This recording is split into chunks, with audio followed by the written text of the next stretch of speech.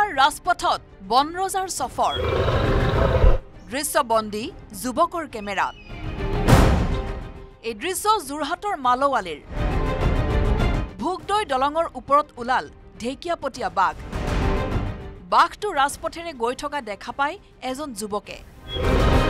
পুৱতি নিশা অঞ্চলটোত বাঘ ওলোৱাৰ পাছতেই স্থানীয় ৰাইজৰ মাজত আতংকৰ সৃষ্টি হৈছে 2:15 পৰা 3টা বজাৰ ভিতৰত হ'ব 2:15 পৰা 3টা মান বজাত হ'ব আমি তাত মাছ সিঁচি আছিলোঁ আহি পেলাই বাঘটো সিফালৰ পৰা আহি পেলাই ৰেলিংডালত উঠিছিলে দলঙৰ ৰেলিংডালত আমি কেইবাজনো আহিছিলোঁ এনেকৈ আহি এখন গাড়ীও আহিছিলে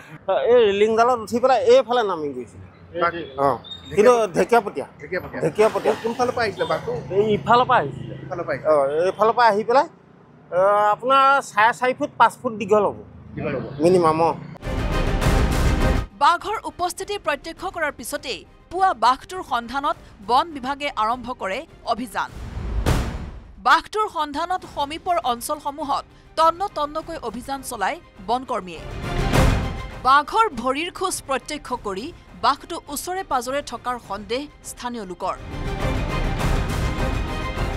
মই যেতিয়া ভিতৰত মানে চাহ ওচৰত জুইৰ ওচৰত বহি আছিলোঁ মোৰ পিছফালে কুকুৰ এটা আছে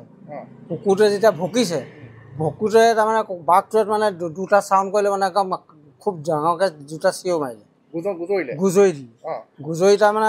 উলটি গৈ তাৰমানে মোৰ তাৰমানে ল'ৰাটো ভিতৰত শুই আছিলে ল'ৰাটো উঠি মোক কাক ক'লে দেউতা বোলে তই বাহিৰলৈ যা বোলে সেইটো বাঘ বোলে গুচিয়া মোক ভিতৰত টানি লৈ গুচি গ'লহি টানি লৈ যোৱাৰ পিছত তাৰ আকৌ সোমাই দিলোঁ আমি সোমাই পিছত আকৌ পথাৰ ফালেদি গৈ পেলাই আমাৰ পিছফালে ফিচাৰী এটা আছে সেই ফিচাৰীটোত বাঘটো গৈ পেলাই আলিটো ৰৈ আছে বৃহস্পতিবাৰে পুৱতি নিশা ভোগদৈ দলঙৰ ওপৰত বাঘ ওলোৱাৰ দৃশ্য প্ৰত্যক্ষ কৰি এতিয়া শংকিত হৈ পৰিছে স্থানীয় লোকসকল ইফালে প্ৰকাণ্ড ঢেকিয়াপতীয়া বাঘটোক খেদাই পঠিয়াবলৈ বন বিভাগৰ পূজা অৰ্চনা সমীপৰ গাঁও তথা ধাননি পথাৰত বাঘটোৱে বিচৰণ কৰাৰ তথ্য লাভ কৰাৰ পিছতেই বাঘটোলৈ ধূপ দীপ জ্বলাই প্ৰাৰ্থনা কৰিছে যোৰহাটৰ বন বিষয়া তথা বনকৰ্মীসকলে মই গাখীৰ খাই আছিলোঁ কিমান ডাঙৰ বাঘ হয় বাঘটো ডাঙৰ মানে আমি কি হ'ল কথাটো হ'ল আমি বাঘটো পটককৈ দেখিলোঁ দেখি ভয় খালোঁ ভয় খাই পিনি গাখীৰ চাখি আমি ভিতৰলৈহে গ'লোগৈ তাৰপিছতহে মই ওলাই আহি চাইছোঁহি সেইডোখৰ এনেকৈ গৈ থকা দেখিছোঁ শিলখুটাটো দেখিলোঁ তাৰপৰা নেদেখিলোঁ ধানৰ মাজত সেই শিলখুটাটো যে দেখিছে সেই শিলখুটাটো তাৰপৰা মন নকৰিলোঁ বাঘটো মানে কি 8-8 টকাই তাত ফুট দেখা নাই বাঘটো কুঁৱলী পৰি আছেতো তেতিয়া কুঁৱলী পৰি থাকোঁতে ধৰক আমি দেখা পালোঁ কিন্তু বাঘটো ফুটফুটীয়া নহয় বাৰু 8 টকাই হ'ব লাগে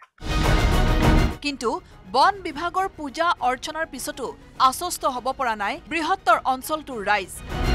কাৰণ ধান চপোৱাৰ সময়ত ধাননি পথাৰত বিচৰণ কৰি থকা বাঘটোক লৈ আতংকিত হৈ পৰিছে জনসাধাৰণ যোৰহাটৰ পৰা গৌতম বৰাৰ report news 18 Assam north east